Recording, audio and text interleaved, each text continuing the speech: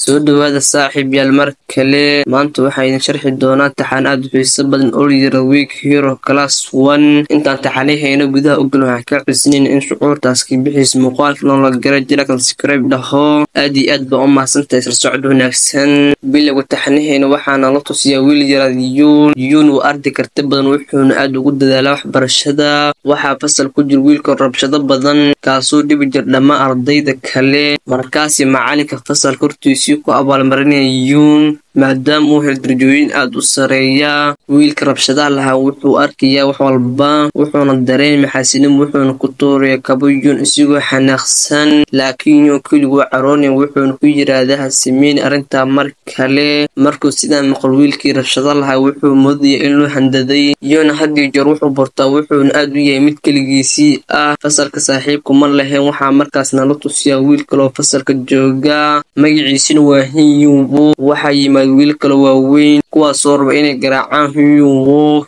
waxaa jira colaad hore ka dhexdhexaysa iyagii Hyunwoo urdada ka kacay sigoo jeesanaya sheegay magaca markaas wiilashii weyna way weerareen marka hore Hyunwoo baxsanaya laakiin wuxuu markaas muujinaya xirfadiisii dagaalka wuxuu si xun u garaacayaa ilaa ay ka cararaan wiilkii rabshadaha lahaa loo oran jiray Bin go'aansan in Yun cashir u dhigo wuxuu qarinayaa buugtiisii Yun buugtiisii ayuu raadinayaa saacadani wuxuuna weydiinayaa Bin kooxdiisii halka buugtiisii ay yaalaan waxay ku yiraahdaan ma naqaan anaga mayaan ka qaadanay laakiin wuxuu fahmay in ay qaadeen wuxuuna u tagay wuxuuna weydiistaa buugtiisii laakiin weydiiday inay siiyaan inta kadib waxay bilaabayaan inay garaacaan Yun oo si adag u dhimanaya garaacid waxba kama oran Bin kooxdiisii inkastoo si uu loo ciyo haddana uu aaminsan yahay laakiin Bin xitaa arrintaas uu nicbi wuxuuna go'aansanaya haddii uu inuu Yun cashir u dhigo inuu ku garaaco darajooyinka markaas uu qorsheynaya inuu wax dhimo natiijadiisii imtixaanka Bin wuxuu aadayaa baar meherada qamriga yaal isigoo la socda asxaabtiisii halkaas uu ka soo qaataa daroogo wuxuuna rabaa in daroogadaas u adeegsaday Yun maalintii xitaa waxaa dugsi yimaadeen wiil cusub kaasoo wiil hodan ah wuxuu u yimid dugsiga maxaa yeelay dugsiga hore waxaa ku dhibi jiray wiil kaloo badan markaas Bin markuu arrinta ogaado wuxuu la tagay wiilkaasi wuxuu fahmay in wiilka hodankiisu yahay Fuli wuxuuna ogaa in wiilkan ka bixi doono maadaama durbo si cabsi lagu soo wareegay dugsigan markuu imtixaanka bilaabanay fasalka Bin wuxuu siinayaa wiilkii hodanka daroogada ku keenay baarka wuxuuna ku yiraahdaa marka imtixaanku bilaabana waxaad ku shubeysaa daroogadan qoorta Yun suu bilaa inuu aragti qaldan u yeesho mir beelo markuu imtixaanka bilaabana wiilkii hodanka ka baqaya Bin wuxuu daroogadii ku shubay qoorta Yun markii Yun weydiiyay maxaa sameynaysaa wiilkii hodanka wuxuu ku jawaabay shine ee qoortaada fidhawaan irinaya hadda imtixaanku uu bilaabay Yun wuxuu wareeraya maskaxdiisii ay culays noqotay wuxuuna bilaabay inuu soo maxbaarka isla markiiba wuxuu aadayaa musqusha halkaas ku ogaaday in daroogada qoortiisii la mariyay wuxuuna si fiican u fahmay cidda arrintaasi sameysay wuxuu si toos ugu laabtay fasalka Bin u tago wuxuuna bilaabay inuu Bin asxaabtiisii garaaco xitaa wuxuu dahyada ku dugu jigay Bin wuxuuna ku dhijinayaa ilaa uu neefta ku istaagtay Bin wuxuu miyir laakiin markaas waxaa soo kay wiilka fasalka jooga oo yaqaan farsamooyinka dagaalka isaga iyo jujin qaybtii xitaa waxaa aragnaa Bin isbitaalka yaala idisi waxay moodaysaa in wiilkiisu uu yahay dambi la'aan qof xun oo fasalka jooga ayaa garaacay sileedahay markaas iyo maamulaha dugsiga isigoo la socday Yun wuxuu tusiyaa hooyadii Bin daroogadii wiilkiisii isticmaalay markii hooyadii aad bay u xushatay waxayna ogaatay in wiilkeedu qalad ku leeyahay halkaas adeerka Bin ku yimid isbitaalka wuxuuna sheegayaa Bin wax walba Bin wuxuu go'aansaday inuu si kasta ugu arguto Yun wuxuu aad u xanaaqay qaybtii loo geystay markaa kadib Yun wuxuu ku laabtay dugsiga dhammaan ardaydii waxay bilaabeen inay ixtiraamaan markuu ka soo baxay kadib dugsiga Bin iyo adeerkiisii wiil kale ayaa wadada u kalay adeerkiisii Yun ayaa dharbaaxay intii kale waxayna bilaabeen in Yun ay la baxaan wiilkii hodanka wuxuu ogaa arrintaasoo dhan wuxuu si degdeg ugu tagay Hyunwoo si uu helo caawinaad Hyunwoo marka hore marayo inuu caawiyo laakiin markaa wiilkii hodanka wuxuu ku yiraahdaa waxaan ku siinay lacag badan iga caawi wuxuu diyaar u noqday inuu caawiyo dhanka Beni kooxdiisii waxay geeyeen meel kaarayuun waxay si xun u garaacayay wuxuu isku dayay inuu iska celiyo laakiin kaligiisii wuu ku adkaystay dhanka kale wiilkii hodanka ayaa Hongwon ayaa u socday si ay u caawiyaan waxay si degdeg u gaareen koobtii Hyun garaacay dhammaan kuwii meesha joogay Beni adeerkiisiina way ka carareen meesha Hyun waa la badbaadiyay Hyun iyo wiilkii hodanka geeyay meeshuu ka shaqayn jiray halkaasi ay saddexda ubi fadhiistay una cunayeen waana markii ugu horeysay Hyun cid la cunayo la arko markii ugu horeysay dareemay inuu sida saaxiib la yeelan karo markii xigtayeen wuxuu aaday dukaan halkaas uu ku arkay gabar wax hadayso gabadhu waxay qabatay bushmad labistiga waxayna afka gelisay dusha sare sida inay rabto inay ka saarto wax kale ay sameyso Hyun ayaa si taxaddar u daawanaya wuxuu la yaab dabeecadeedii markii gabadha qarka u saarneed in la qabto waxay sheegaysaa in Hyun saaxiibkeedu uu yahay saadartii dukaanka ka baxday iyadoo la socotay Hyun isna waxba uma sheegin ninkii dukaanka lahaa wuxuuna ka aamusay tuugnimadii gabadha markii dibadda u baxeen roob xoog leh da'ayay gabadhii xitaa ma aysan haysan dallad saadartii wuxuu hoos u gashay dallada Hyun ayaa bilaabay inuu gurigeedii geeyo intay sii socdeen waxay cunteynayaan maqaayad yar gabadhii waxay u sheegaysaa halkaas in keligeedii ku tahay waalidkeedii waa ay dhinteen haatan waxay la shaqaysaa koox burcad ah iyo mogin gabadhna sidoo kale saaxiib la leedahay adeerka Beni wuxuuna isna ka tirsanaa isla burcadaasi kooxdaas oo tii gabadh u sheegaysay Hyun maalintii xigtay Beni wuxuu ku laabtay dugsiga Hyun wuxuu wiilkii hodanka ku yiri waxaan rabaa inay iga caawisaan waxaan ugu dambeyn u sheegay inuu dhibaato weyn ku jiro waxaa laga yaabaa in kiiskan la fur booliskuna ay qabtaan wuxuu u baahan yahay caawinaad kaliya waxaa u baahantihiin inaad markhaatiga noqotaan ood ii tiraahdaan aniga waxba ma sameynin markaasi ay badbaadin karaan wuxuuna raba inuu caawiyaan wuxuuna u fiiristay dhulka isigoo jilbihiisii dhigay hortooda ugu dambeyntii markay arkeen ilmadiisii iyo xaaladiisii way ogolaadeen markaasii u kaxeeyey meel baabuurta la dhigto halkaas uu joogay madaxdii burcadda madaxaasoo Beni adeerkiisii gabadhii dukaanka la kulantay Hyun u shaqayn jireen madaxii burcadda ayaa ku yeeray saddexdaas wiil rag badan oo iga tirsan ay idinka awgood u dhaawacmay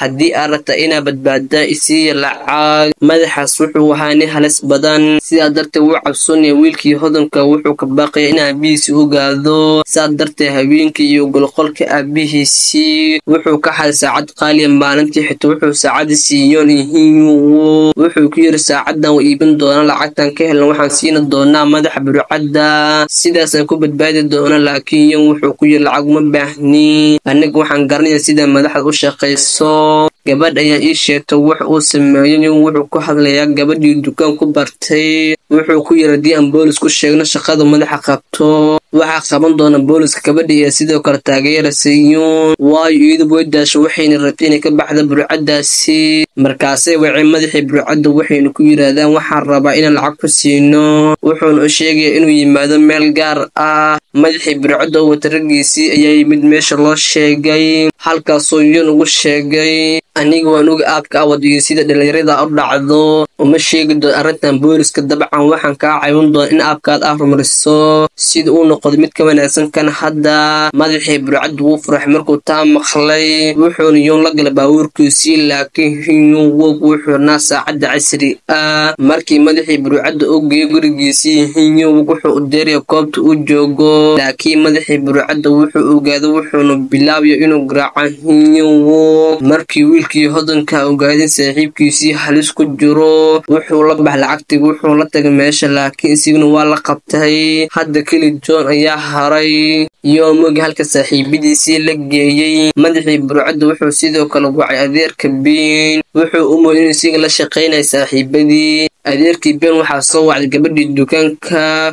waxay ku tiri meesha aadan adigoo keli ah aniga waxaan kula soconayaa markii Hyun wacay gabadhaasi waxay siisay ciwaanka meeshuu madaxdii burcadda joogo waxayna ku tiri booliska halkaas ugu wac adeerkii Beni gabadhii wax ay tageen halkuu madaxda joogay madaxa burcadda ayaa carooday wuxuuna ku yiri adeerka Beni adeeg kale laga rabin halkaan imaado laakiin hadda gabadha ayaa sidoo kale keentay saa darteed wuxuuna bilaabay inuu sina u garaaco laakiin markii booliska ayaa yimid Hyun wuu yimi markuu codka booliska la maqlo dhammaan burcaddii way naqeen wayna carareen yoona wuxuu yar saaxiibadiisii laakiin waxyar kadib madaxdii burcadda iyo raggii waa ay soo noqdeen madax wuxuu ogaaday in yoon telefoonkiisii ku shubay codka sireenka booliska boolis dhab ah meesha ma imaanin markaasii marka la dagaalamaya waxyar kadib booliska dhabta ayaa yimid markaasay qabteen dhammaarka burcadda marka laga reey gabadhii oo baxsatay laakiin garyaqaankii wiilkii hodanka yoon wiilkiisiiba xoreeyey waxaarna yoon wiilka hodanka ag fadhiyay agta hinyon wug wa dhaawacanyahin wuxuu gala dagaalo badan wuxuu waa mid dhaawac haddana wuu qoslayaa markay arkay inuu qoslayona wuu qoslay waa markii ugu horreysay arkay labadaas yoonu qoslaa iyagana way la yaabeen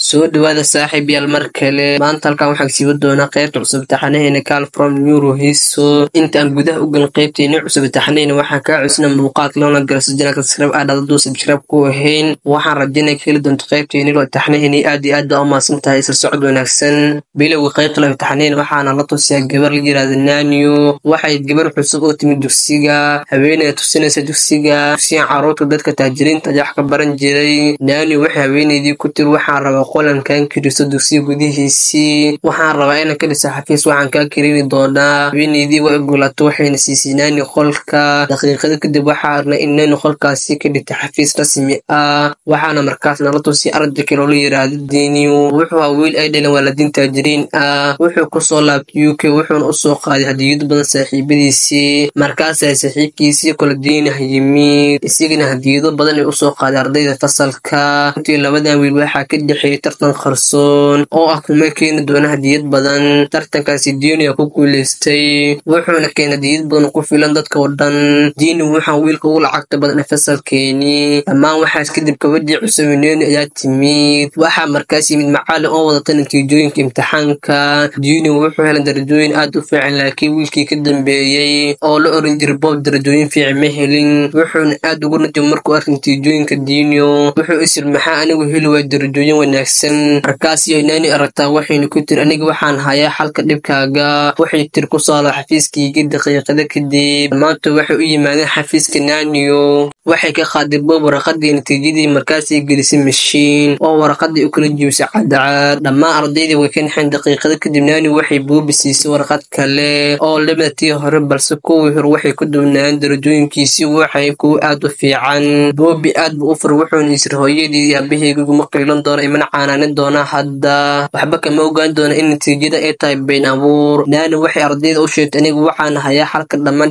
dhibaatooyinkeeni dhammaan ardaydii waxay weydiiyeen maxaa samayn kartaa markaasay dhowl cadays waxayna ku tiri wax walba markaasuu arday kale yimid oo la hadlay Nanyo wuxuu ka yiri gabadha aan jeclaa hadda nin kale ay la joogtaa waxaan rabaa inaan ciqaabo gabadhaasi Nanyo waxay ku tiri arrintaas aniga ay ku qaban doona maalintii xigta waxaana isla gabadhii oo la joogta wiil kale rag burcad waxayna dileen wiilkaasi Nanyo waxay caan ku noqotay sababtaas darteedii hadda waxaa sab dheer u yahay xafiiskeedii arday badan oo doonay in dhibaatooyinkooda la xaliyo iyadoo lacag bay ka qaadan jirtay adeegaasi laakiin hal arday ma imaan jirin Nanyo waxay u tagtay waxayna ku tiri adiga weli ma imaan aniga caab markaasuu Bob yiri wuxuu hodan yahay dhib mal haddii aad wax dhib ah qabto wuxuu adigu ka xalin karaa Nanyo arrintaasi way neefsatay waxayna dareentay masiir hadda waxay bilowday inay ka fikirto Nanyo waxayna tiri waa inuu dhib qorsoon yahay maalmo kadib markay saaxiibadiisii ay ka hadlayeen safar Japan ay aadayaan Nanyo waxay ku tiri maxaa ugu tagi weyseen guriga Nanyo casho markaasuu Nanyo la yaab wuxuuna bilaabay inuu walwalo wuxuu in saaxiibadiisii yimaadaan gurigiisii laakiin saaxiibadiisii waxay ka heleen fikradaasi waxay ku yiraahdaan haa waxaan rabaa in gurigaaga nimaadno laakiin Nanyo wuu diiday taasoo keentay inay niyad jabaan waxay ku yiraahdaan laakiin maxaa dhacay Nanyo wuxuu ku jawaabay haddii aad timaadaan gurigayga waxaad jebin doontaa alaabta qaaliga ahayd haddii ay taasi dhacdo waalidkaygii waxay ka xanaaqi doonaan laakiin hadda saaxiibadiisii waxay ku adkaystay inay yimaadeen gurigiisii waxayna ka xanaaqeen diidamadiisii waxayna ku yiraahdeen saaxiibo kulama ahaani doona saacadani markaasuu Nanyo arkay saaxiibadiisii ay dareemaya xanaaq wuxuuna si qasab ugu yiri haa waa imaani kartaan dibna wuxuu gal gurigiisii wuxuuna darwalka u sheegay ciwaanka gurigiisii darwalkii wuxuu geeyay gurigiisii markaas daawadayaashu waxay fileen in gurigiisii noqon doono mid weyn oo qasri ah, laakiin waxba sidaas ma ahayn. runtii Dani wuxuu ahaa mid sabool ah. hooyadiisii iyo aabihiisii waxay u shaqayn jireen si adag si uu wax u barto, wax kasta way u samayn jireen, xitaa shaqadii guriga ma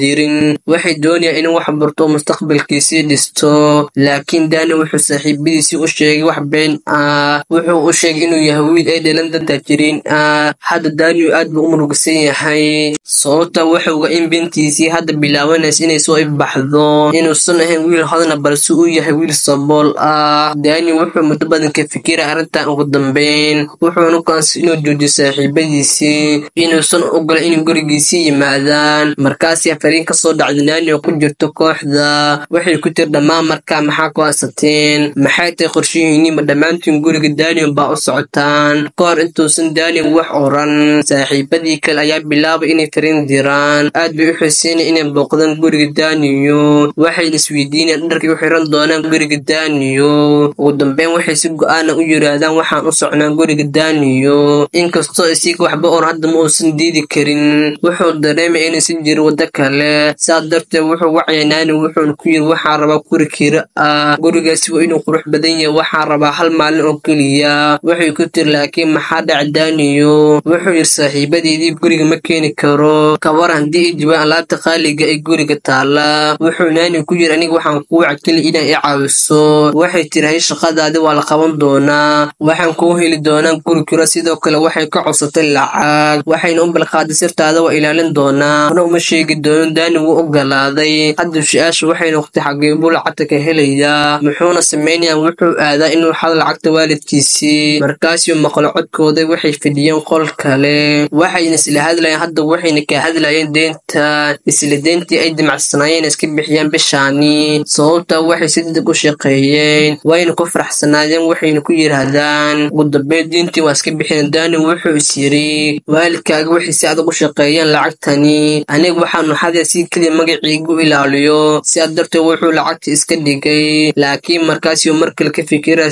saaxiibadiisii. wuxuu is yiri maxaa igu dhihi doonaa beenalu ama khiyaanoole. wuxuu gal xanuun iyo cadaadis, sidaas darteed wuxuu qaaday lacagtii uu rabo inuu dhigo. wuxuuna aaday bangiga, wuxuuna ka soo saaray lacag halkaasi. wuxuuna guri ku noqday isigoo hawshiisii loo dhameeyey. aabihiisii ayaa arkay laakiin lama qaban, ma uusan tubin. maalintii xigtanaani waxay tusaysaa guriga ay rabto inuu gerida ku qaato. waxay ku tiri guriga ma fiican yahay? Dani wuxuu ku yiri haa wuu fiican, laakiin wax yar ayuu ku yiri marka loo eego gurigayga. dibna waxaa arknaa saaxiibadiisii guriga imaanaya. wuxuu fadhiyaa soofa hortooda si hodan ah. markaasii Dani u yeertay shaqaalihii guriga. markuu arkay shaqaalihii guriga wuu naxay, sababta wuxuu ogaaday in shaqaalahaasi ay ahaayeen hooyadiisii iyo aabihiisii. lacagtii uu waxad ayaa sabab u noqotay inay u shaqeeyaan gurigan si loo daboolo. Dani aad buu u cabsaday. Dani hadda wax ma fahmin, wuxuuna dareemay in sirtiisii hadda fashilmi doonto. laakiin waalidkiisii saboolka waxba uma sheegin saaxiibadiisii si aysan ceeb ugu keenin wiilkooda. kadibna saaxiibadiisii waxay fariisteen miiska cuntada. waxaa loo keenay cuntooyin macaan iyo cabitaano. marka ay cabeen cabitaanka waxay ogaadeen cabitaanku iyo casiir midho keliya. dhammaantood waxay ka caroodeen adeega oo ah aabaha Daniyo. markaasuu aabaha Dani ku yiri caruur iyo wiil waa jartiin sidee bay qamar u cabtaan. markaasuu Bob aad u xanaaq, wuxuuna adiga yaa tahay, ma adigana bari doona waxaan samayni karno. Dani isagu waxba kama oran halkaasi, inkastoo arkayay in saaxiibadiisii aflagaadeynay aabihiisii. hase ahaatee wuu amasay. kadibna saaxiibadiisii waxay yiraahdaan waxaan rabnaa khamri. Dani waxba ma fahmin muxuu sameeyaa. wuxuu is yiri haddii ay saaxiibadeydii khamri cabayaan hortooda, anigu waa in lacaba, waa inaan la socda. waana dhacday. hooyadiisii aabihiisii oo keenay khamri. Dani wuxuuna bilaabay inuu lacabo saaxiibadiisii, laakiin dhammaan intaas waxaa argnaa in saaxiibadiisii si xun aflagaadeynay hooyadiisii aabihiisii. isna waxba kama orna siduu xaalada uga bax. Dani wuxuu leeyahay hadda ayna tagno qol kale. markii halkaasi tageen waxay bilaabayaan hadal xun oo ka ornaya waalidka Daniyo. waxay yiraahdaan adeegyadaasi waa kuwa aqla xumo. hadda waxay bilaabeen ciyaar halis ah. waxayna qaateen bastoolad, waxayna bilaabeen isdul dhigaan. waxay ogaadeen inaysan waxbad ku jirin, laakiin waxay rabaan in halis galaan. midba midka ka dambe u dhiibaya bastoolad isigoo madaxiisa saaraya. markii la gaaray Dani aabihiisii ayaa yimid. wuxuu carruurtii ku yiri maxaad ugu ciyaaraysaa ciyaarta halista ah? ma ogti in waalidkeeni aadnii jecel yahay, mana jecelna sidaas ii samaysaan. Bob wuxuu bilaabay inuu dagaal la galo aabaha Daniyo. wuxuuna si xun u suuxi aabihiisii wuxuuna u muuqatay inuu dhintay. Dibna hooyadiisii ayaa timid waxayna qaaday bastoorada waxayna tiri qofna uma dhawaan karo ninkaygii, laakiin Bob aad buu u caraysnaa. Wuxuuna riix hooyada Daniel hadda qof walba wuxuu mooday inay dhintay adeegaasii Daniel. Dhammaan way argixeen, Daniel isna waxba ma oranayo. Wuxuuna dareemay inuu khasaaro, laakiin waxaa Daniel istaagan gadaal iyadoo qoslaysa. Markii la arko waxay u muuqatay inay si ulkac u baabasho dhammaan dhacdadani. Mar hore ay ogaatay sirta Daniel, kadibna waxaa aragnay Daniel gurigiisii ku laabtay. Wuxuu arkay hooyadiisii aabihiisii hortiisii fadhiya. Waxay fadhiyaan miiska, waxba uma sheegin ayaga. Wuxuu u fadhiisay aamusan sababtoo aad buu u ceebeysanaa. Waalidkiisii ayaa ku yiri tag oo dharkas ka soo bedel, kadibna nolol fadhiisto nolol cuntay. Run ahaantii hooyadiisii aabihiisii ma aysan dhiman. Markii Bob uu waxa kale ay suuxeen, markay miirkoodii la soo noqdeen lacag badan ayaa la siisay aysan waxba u sheegin. Markaasii guriga ku laabteen lacagtii ay heleen. Ugu dambeyntii waxaa aragnay hooyadii aabaha Daniel oo dhaawaca. Wejigoodii waxaa ka muuqda calaamado badan oo dhaawacyo ah. Saaxiibada Daniel si xun u dhaqmo waalidkiisii. Waxay si fudud ula fadhiyeen wiilkoodii Daniel iyagoo wax cunaya. Isla lacagtii ay ka shaqaysteen ayaa hortoodii saarnayd miiska. Markaa qof kasta oo tahay weligaaba faraxsano, hana isku day inaad waxaad ahayn iskaga dhigto dadka. Markaa muuqaalkan oo la tusay taxaniin halkaas ku dhamaanaya. Saaxiib yaal aad iyo aad baa u mahadsantihiin haddii halkaan nala soo gaarteen. Waxaan aad iyo aad isku dii doonaa inaan joogteeyo taxanayaasha. Hadda fikirkaadina la wadaag ma soo badin doonaa taxanayaasha.